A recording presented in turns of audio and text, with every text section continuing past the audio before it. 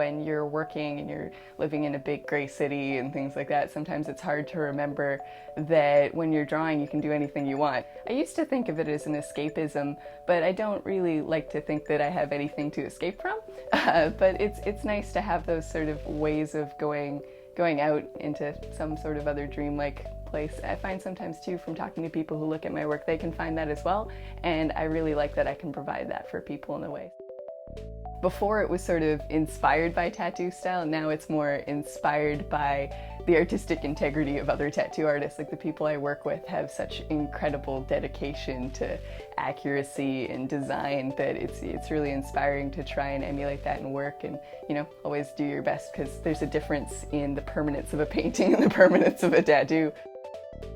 I really like trying to figure out the way that people do things. When you look at an illustration from like the 1800s, you're like, well, they didn't have the technology I have now, but how can I recreate that? It's really neat to look at masters' works and understand why it's so masterful, because they just execute things with such ease. It's really great to try and aim for that. So sort of painting in an aim for being better. It's sometimes a really material approach, because painting is fun. Drawing's fun. Going to art school, it's been a really interesting comparison to working in the tattoo shop and gallery.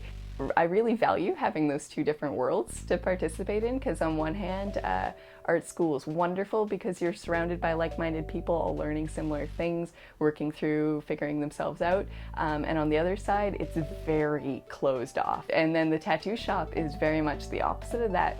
There's not as much theory in terms of meaning and things like that. There are people definitely thinking about their work, thinking about the technical improvements, as well as social. It's a lot more social in a different way, in that you're interacting with people one-on-one on a daily basis, and with a huge group of people in the whole shop on a daily basis, whereas at school I'm interacting with people, but in very different ways, and more talking specifically about metaphysical things and things like that, which can sometimes, it can be draining on either end, but I really greatly value that they sort of inform each other, and that I get to participate in these two totally different worlds at the same time. I think art school, some people definitely put far too much weight into.